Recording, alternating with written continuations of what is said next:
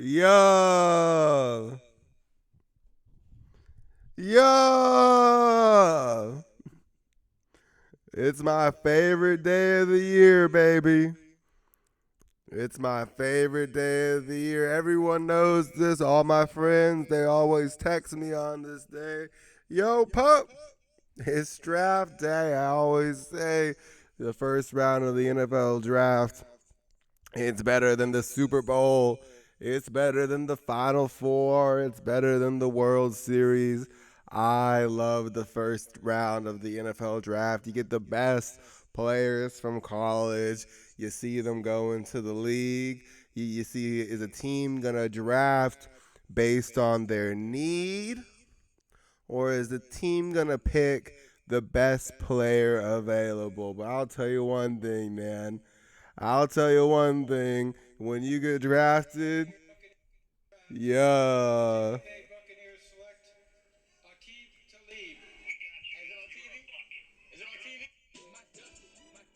yeah,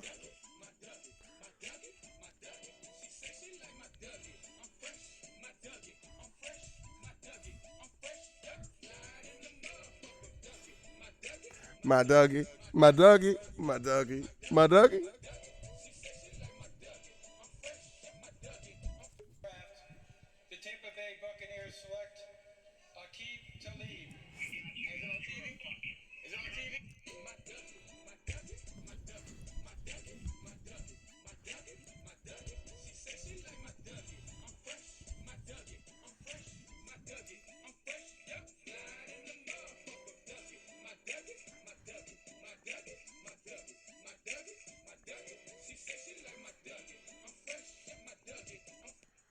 And he said, dancing ass Dallas people. Dancing ass Dallas people, man. I'll tell you what. We people from Dallas be dancing. We be dancing. We be dancing, baby. He ain't ever told no lie. He ain't ever told no lie. But we talked about these teams. Do they draft for their need or they pick the best player available? You know, do you go for need or do you go for best player available? I think the most important question you have to ask yourself if you're going to be drafting these ETFs, you're going to try to beat the S&P 500, you're going to try to beat the Nasdaq. You have to ask yourself an honest question. Did Eli Manning or Matt Ryan have a better career? You know, and this isn't really a debate. Like, there is an answer to this question. Did Eli Manning or Matt Ryan have a better career? Hot take. Matt Ryan was a better QB than Eli Manning. People just worship rings. Agree or not? And Eli Manning commented, he said, I'll ponder this while I play with my rings. And, you know, people try to bring up the stats. But, you know, the only stat that really matters, Eli Manning went 2-0 against Tom Brady's Patriots in the Super Bowl. Matt Ryan had a 28-3 lead, and he blew it. After 3 quarters, he blew it, you know. And so you can say, oh, but this year, you know, Eli Manning led the league in interceptions. Oh, but this year, you know, Matt Ryan, you know, put up these record numbers. But if we're being honest, Eli Manning's rings, you can't ever take them away from him. He had two of the greatest Super Bowl performances ever. And you will never be able to take those rings away from him. Not unlike dividends. This is what I would tell the boomers. The boomers are picking Matt Ryan. The boomers are picking Matt Ryan. They're saying, oh, he's got all these yards. He had a better touchdown to interception ratio, blah, blah, blah. But the Boomers ain't got no rings. The Boomers ain't got no rings. Here's what I mean. The Boomers, the Boomers are riding with the S&P 500 on paper. The Boomers are riding with the S&P 500 and they're getting all these gains on paper. But only 1.5%, 2% of dividends per year are actually going with them to the bank. Some of them are afraid of paying taxes on capital gains, and that's understandable for very large income owners. But what you have to realize, if you're a boomer, you're up 28-3. You hope this is a nest. 1, 2, 1, 2, 1, 2. Wave 3 of wave 3, shallow wave 4, and a wave 5 higher takes the S&P 500 into the 9,000, SPY to 905. You hope, but what if you're just up 28-3? What if you just built this big lead against the Patriots and, after all these years, you're going to give it all back. After all these years, you're going to give it all back. You're going to get 2001. You're going to get 2008. You're going to get Japan. You're going to get Japan. You're going to have a lost decade. And you didn't get any rings. You just kept building that 28-3 lead. But you ain't got no rings. Getting dividends, getting a 10%, 12%, 15% dividend is like getting a ring. And that's where we have the first pick in the ETF draft. With the first pick in the ETF draft, the Pups select OVL. Large cap passive equity exposure with active risk managed put selling option overlay that seeks to generate additional income. 5-star Morningstar rating. The Boomers are all about the stats. They're picking Matt Ryan. Let's look at the stats from October 1st, 2019 until now. A $10,000 investment in SPY has turned into $26,267, a 15.86% annualized total return. But you put that same amount of money into OVL, which tracked the exact same stocks in SPY, but sold put credit spreads to get a 10% dividend yield. Oh, look at what happened. You beat the S&P 500. You track the exact same stocks in the S&P 500, but $10,000 turned into $27,503 for a 16.67% total annualized return. Yeah. You beat the Patriots in the Super Bowl. You got 10%, you got 11% dividends paid in your bank. You're like Eli Manning. You can never, ever, ever take those rings away from you. That's money in the bank. That's income you can live off of. That's income you can pass down to your children and your grandchildren. And you beat the S&P 500. But instead of a 1.5 dividend yield like Matt Ryan, you got rings. You're in the bank. You have cold, hard cash, over 10% dividend yield, and you beat the S&P 500 OVL. It's a no-brainer for boomers. It's a no-brainer for boomers. It's the exact same exposure as the S&P 500, but you got a 10 to 11% dividend yield, not from capping gains with covered calls, but by selling put credit spreads. OVL, you're like Fernando Mendoza. Let's look at the second pick of the S&P 500 defeating draft. We got GPIX from Goldman Sachs. This one will cap your gains. It'll track the S&P 500 with a pretty low expense ratio of 0.29 to 0.35. You're tracking the S&P 500. You're getting an 8.6% dividend yield. You are capping your gains a little bit. If you invested into GPIX, if you invested into GPIX, then you got a 22.9, call it 23% total annualized return, almost 9% dividend yield. If you put that same money into SPY beat it slightly by about 3% per year, but you got a much higher dividend yield paid out monthly from GPIX. This is kind of like Matt Ryan versus Eli. Do you want those 9% rings that you can never give back? Or do you want, those prettier numbers on paper? But you're just building the lead. If the S&P 500 turns around, you're going to wish you got some of those gains crystallized via dividends.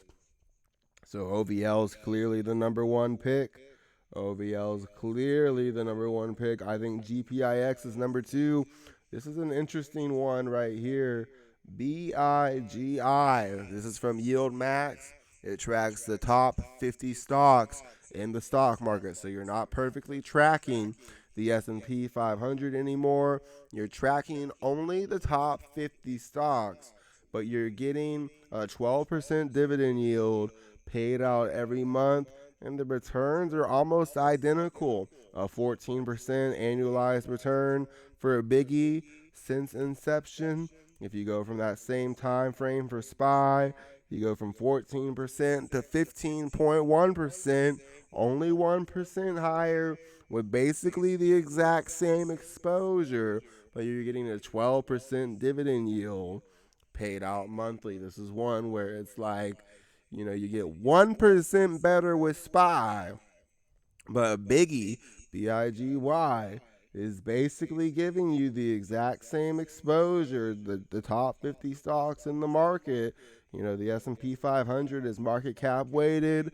We look at the top 50 holdings: Nvidia, Apple, Amazon, Meta, Broadcom, Microsoft, Walmart, JP Morgan, and Tesla. So you're holding the top 50 stocks instead of the top 500. That's giving you a little bit of alpha, so that even with the covered calls, you're basically getting the exact same return, but you're getting it with a 12% dividend paid monthly. So now we're gonna switch our tune a little bit, and we're gonna stop focusing on the S&P 500, and we're gonna start focusing on the Nasdaq. So this is where we're going to, not pick the need necessarily. We're just gonna go for the best player available. Why are we picking the best player available? Because as long as we're tracking the Nasdaq, as long as we're tracking tech, as long as we have high correlation to AI and the semiconductors, we can do something really interesting. We can hedge half of our portfolio with YQQQ. YQQQ is shorting the Nasdaq with an options overlay, paying about a 27, it ranges, but it's about 25 to 40% dividend yield paid weekly, and it's shorting the Nasdaq. So what we can do is we can pair YQQQ with an ETF that's going to track the Nasdaq and ideally beat it. So we're going to try to beat the Nasdaq with one ETF and short the Nasdaq with another ETF. One ETF is shorting the Nasdaq, one ETF is beating the Nasdaq, and so we're going to do a little bit of a draft. OVL was the number one pick, beating the S&P 500 with a 10% dividend yield. Biggie and GPIX from Goldman Sachs, those were picks number 2 and 3, barely losing. to the S&P 500, but paying a 9 to 12% monthly dividend along the way. Now what we're going to do is we're going to pick the best player available. Half our portfolio is going to short the Nasdaq.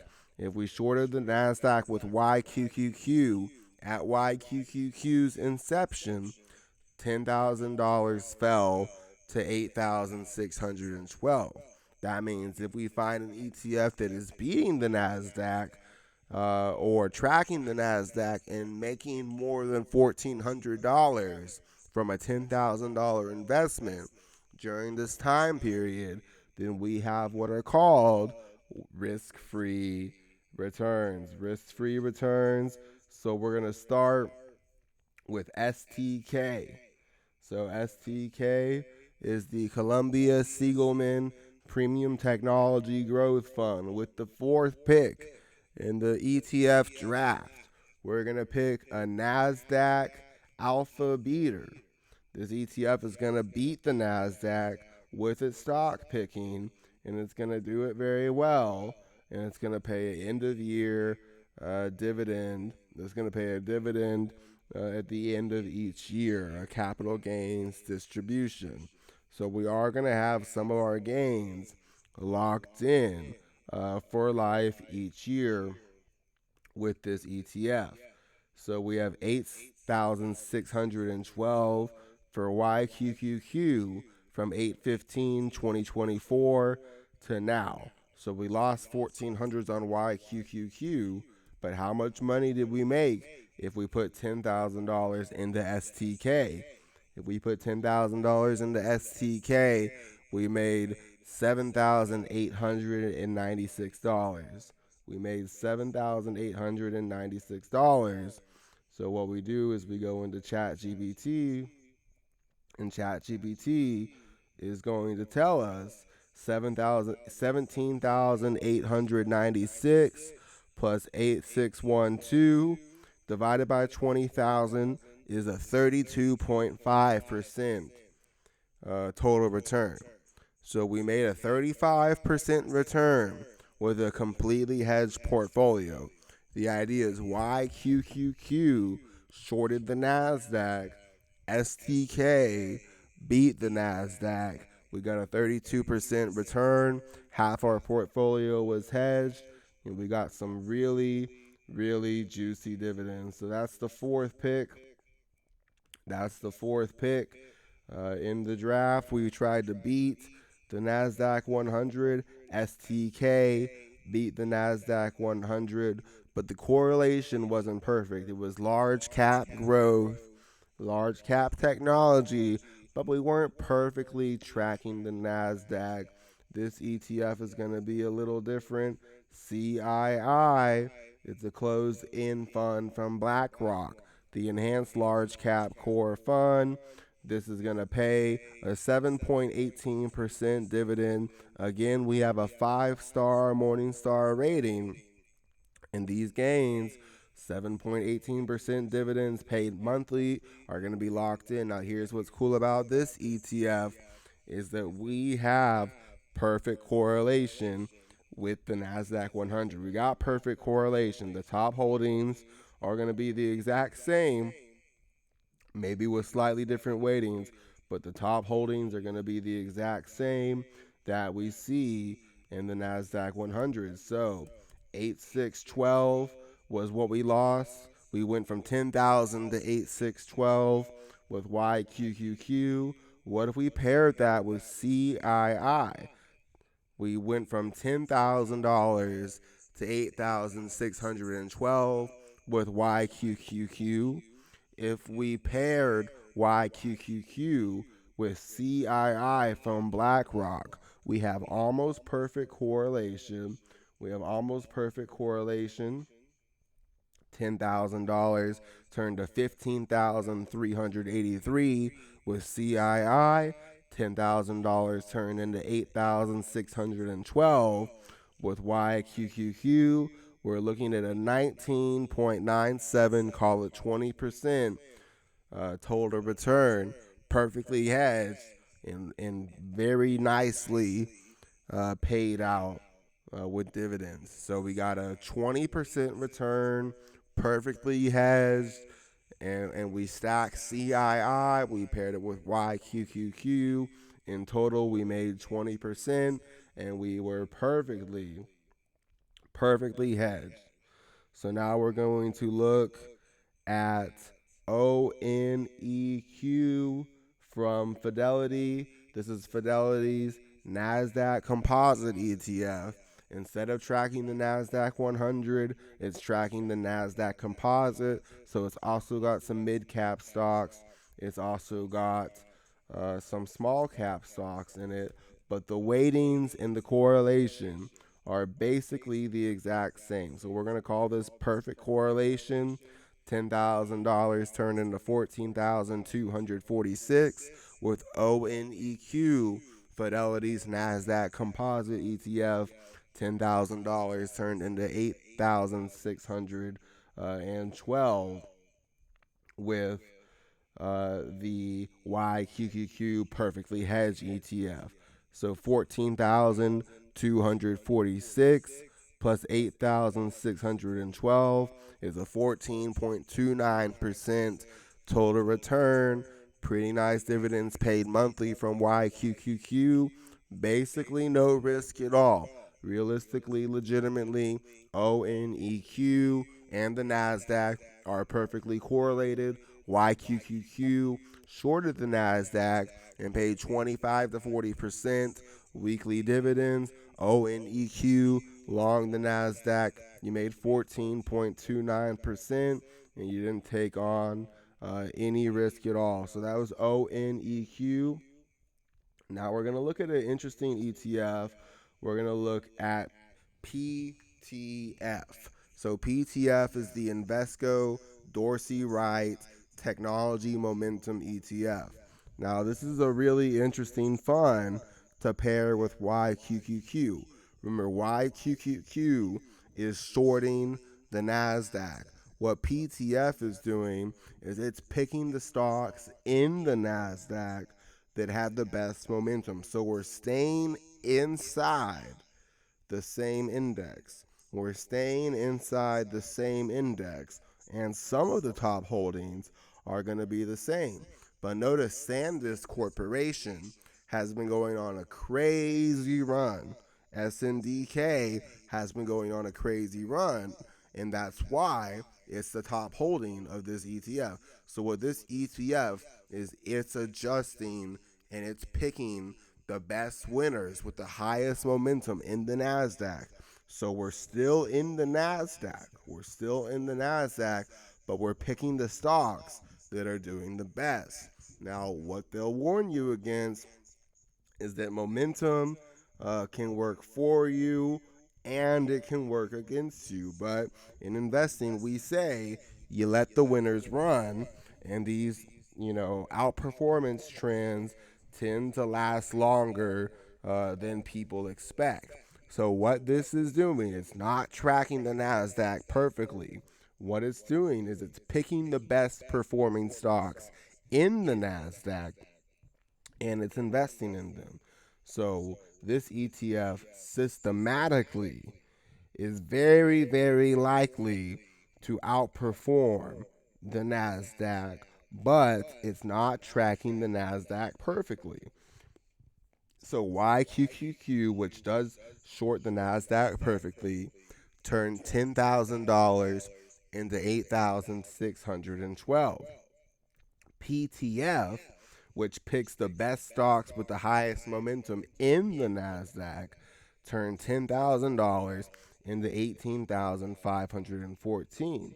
This is really interesting where you're picking one ETF that shorts the NASDAQ and one ETF from Invesco that systematically outperforms the NASDAQ. It systematically outperforms the NASDAQ. $10,000 turned into 18,514 with the Dorsey Wright Invesco ETF PTF. $10,000 turned into 8,614 with the Hedge ETF YQQQ. You're looking at a 35% total return. and you got dividends from YQQQ, the hedge ETF, and PTF ideally systematically outperformed the Nasdaq. So the only problem with PTF is that it's not tracking the Nasdaq very perfectly. It's staying within the Nasdaq and it's picking the best outperformers. So now what we're going to do is we're going to look at the ETF that, in my opinion, tracks the NASDAQ very, very reliably, and it outperforms the NASDAQ very reliably. So this is kind of an interesting ETF.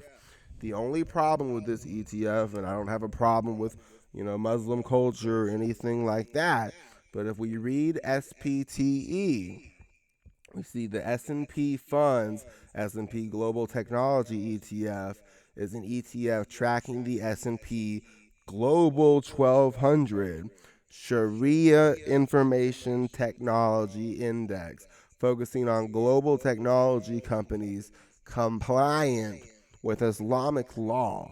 So there's no problem with that, except for the fact that we're trying to be as correlated to the NASDAQ as possible.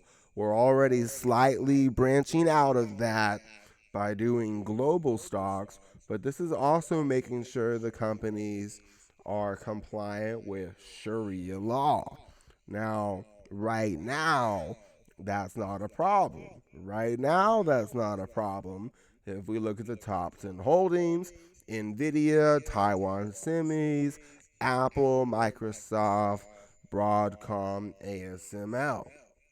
We're looking at stocks that are the top holdings of the NASDAQ. We're very familiar with these stocks. And so I would say right now, SPTE has extremely high correlation to the NASDAQ, and it has extremely high outperformance. $10,000 turned into 8,612 with the hedge YQQQ, and $10,000 turned into 15,483 with SPTE.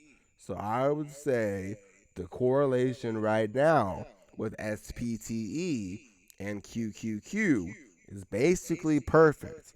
You're just taking the best stocks in the NASDAQ, you're giving them a slightly higher weighting. But there is this kind of strange Sharia law, filter that SPTE gives in. It's not a problem right now. But what if in the future they said Apple isn't compliant with Sharia law, and then you've invested thousands and thousands of dollars into SPTE.